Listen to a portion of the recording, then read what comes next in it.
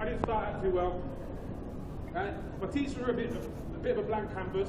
They couldn't engage me with difficult subjects, so I just kind of fell back to the back of the class. I was always clever, but I just couldn't engage with the subjects because the teachers couldn't engage me. So I ended up leaving school, and I left school with a blunted mind, and I was ill-equipped and ill-prepared to face the reality of life.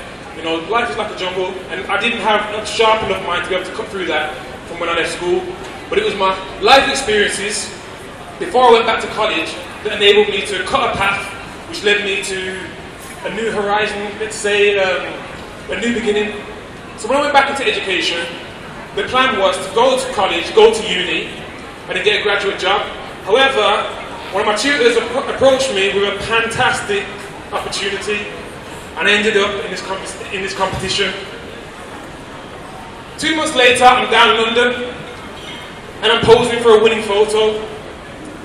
And through my head, all these thoughts, like all the late nights, the hard work, the dedication, the jumping on the stage, jumping on the catwalk stage in my boxers when my models let me down, all that was worth it. A couple months later, I was thinking about the things that I'd achieved and how I'd grown so much, and I was about to do even more growing when I embarked on this journey. So we jumped on a plane and flew over to India. Now, in India, my first experience of India was in Vishakhapatnam. I'm sitting on a sleeper train. I'm telling you, it was 8 hours solid of dirty, noisy, cramped, smelly, confined space. I'm 6'2" and I'm confined to a 5-foot space. Wasn't cool, wasn't comfortable. However, I got a smile on my face because the people on the train were so enthusiastic, so talkative, so curious. It fueled my curiosity. So we took the train, an 8-hour journey, to a small village called Simla. Now the village people welcomed us with this massive ceremony. It was literally like a 30-minute ceremony, and we chanted "Pant to Poverty." I looked over at Ben, and Ben was like, "Isn't this great?" And I'm like, "Yeah, this is great." So like, these people literally just opened up their arms and welcomed us in, which is why I've got the heart there, because they are the heart of India, the people to me. Later on that day, they put on a theatrical show. The reason why I highlighted this is because I didn't understand the word they were talking about. It wasn't in English. However, I understood the story, and it was literally about how the pesticides that they were using at the time were making them ill. And I thought this was really, it really had an impact on me. It kind of brought a little bit of a tear to my eye at the time. But then they started talking about how organic fair trading was actually bettering their lives, and I thought, wow, this kind of like brought to me how it kind of instilled the idea in me of how big this thing actually is and how important it is that people do this organic fair trade cotton, produce organic fair trade cotton. The thing that captivated me was the entrepreneurial spirit of the community. Everybody took part, everybody was in it. I saw 4-year-olds going down to the well, washing their clothes, pots and pans that their mothers had sent them down for. That's an entrepreneurial mindset, to be able to get up at 4 years old and go and wash up your own stuff. I know 16-year-olds, my sister's 16, she can't even clean her own bedroom. But yet there's 4-year-olds down the well doing this kind of stuff. And so it's embedded in them from a young age. The next day, we did some cotton picking. Now, we had a lot of fun, as you can see from the pictures, but at the same time, the work is really hard. It was really hot outside, and a few of us really struggled. But personally, I found it quite therapeutic. I say that after one day of doing it, but I guess if I'd had to do it in a repetitive heat, so on day in, day out, it would be extremely hard for me. You know, it's not rocket science, but this is extremely hard work that these people do, and I've got a lot of respect for them. So we took an 8-hour journey back to Vishakhapatnam again, got on a plane, and flew over to Hyderabad. Now in Hyderabad, I just wanted to highlight this thing called tuk-tuks. Now these are pretty much loud hair dryers with wheels, right? But they're really cool. It's almost like playing, I don't know, Super Mario Kart. You're just racing around the area and whatnot. It's really cool. So I had to highlight this because this is one of my favourite experiences when I was over there. We flew from Hyderabad down to Coimbatore, and this is where we met the factory workers. Now in the factory work, long shifts, totally long shifts.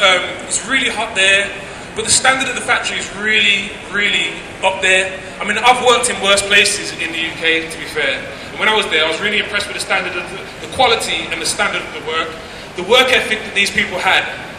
amazing. I tried to do the jobs, and I wasn't up to scratch. The way they were moving the hands were doing this process, everything was processed. It was repetitive, it was a little bit boring, but these guys were intricate, and the process that they showed me was amazing. I did simple things like cutting, layering, stamping, and t-shirt stamping.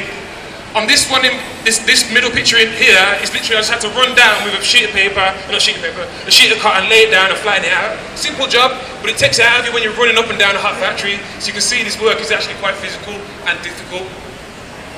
From there, I stayed with one of the factory workers. His name was Boobary. Now, Boobary lived in an 8x8 hut, so to speak, right? And shared it with three other guys. Three other guys in this room. This was a living room, kitchen, and bedroom. They couldn't speak a drop of English. I couldn't speak a drop of their language.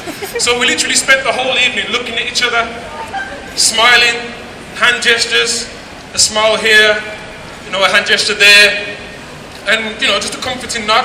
But those are the things that enable us to connect. And as you can see, the room's only small, and there wasn't much to do, but yet I think that was probably the most entertained that I've ever been. These guys were the perfect host. Now, typo. Here we are in Mumbai. Now, Mumbai is obviously the capital. Mumbai has got everything. There's so many cars, so many people, so many shops, so many everything. Something that's rife in Mumbai is poverty. When we went out on the night time, it was 24/7. People working 24/7, but yet they were coming home and sleeping on the streets. I'm right here in the middle with the white hat, as you can see, and 2 foot away from me, people are sleeping on the street after a hard day's work. Imagine working all day and then coming home after sleep on the floor, not even a bed, a floor, concrete floor at that, with traffic running by 10 feet away from your head. It's madness. And then over the road, you got people living in comfortable houses. That's how mad it is out there. The contrast just shocked me. It was actually a bit of a culture shock for me. But at the same time, these people had the biggest spirit. They smiled. They welcomed me onto their side patch. And I sat there and conversed with them. We danced. We played jokes. We ran up and down. I took pictures. They took pictures of me. I took pictures of them. It was just a really eventful night. And I met this young woman called Yoshita. She was an inspiration for me because she started out her work as a journalist. She covered a story about the disparity between the haves and the have-nots. And then when she uncovered all this, she decided to quit her job and actually go and work on the streets. So she was working with the people from the bottom up, creating a change. And one of the changes that they did is they put a library on the street, and I'm not talking about a massive library. I'm talking literally about a shelf about yay high with a load of books on. But this small thing that they did was an impact, made a massive impact. Because what they did is they went out into the community, into the slum, and taught people how to read them stories. And what this did, which is the most amazing thing, is that it bridged the gap between people in the slums and the people that were living in the millionaire zone. Because the kids in the millionaire zone would come to the slums and go, hang on a minute, how have you got that book? And then that would create dialogue, something that has never happened between the slums and the millionaires. So the work that they were doing, amazing. So that was my experience of India. For me personally, what it's done is had massive impacts and implications. My impacts are as follows. I got more confident, more motivated, more appreciative, and more empowered. And this is because this is how they were with me. They instilled that in me, just interacting with them, sitting there not being able to know what to say to someone because they can't speak English, because I can't speak their language. Enabled me to realise that body language is universal. I can talk to you just by an eyebrow raise, or a smile, or a handshake, or a wave, you know what I mean? There's so much that we've got going for us that we just don't utilise. And these are all the tricks of the trade that they taught me, so that I can come back and utilise these, which moves me on to my career. Career-wise, it boosted my credentials. It was like a springboard. I've been doing events here, I've been doing workshops there. Everybody kind of seems to have my name in my mouth at the moment, my name in their mouth at the moment. I'm being quoted, which is random, you know? People come up to me and say, oh, I used your quote that you used at that festival. I'm like, that's brilliant, you know what I mean? So like for me, it's really boosted my status, it's really got me out there, and this has worked wonders for me setting up as my own business as an entrepreneur. So what's for the future? The scope for the future is out-of-box. Unfortunately, for some reason, the screen doesn't cover the logo, so you haven't got the full logo. But out-of-box is a business that, it's a startup business that I've set up. It's all about inspiring and engaging people, producing and developing creative projects that will inspire people to have more of an entrepreneurial mindset. I'll talk more about that if anybody wants to hear about it. Hint, hint. So now I'm going to deliver the poem, right?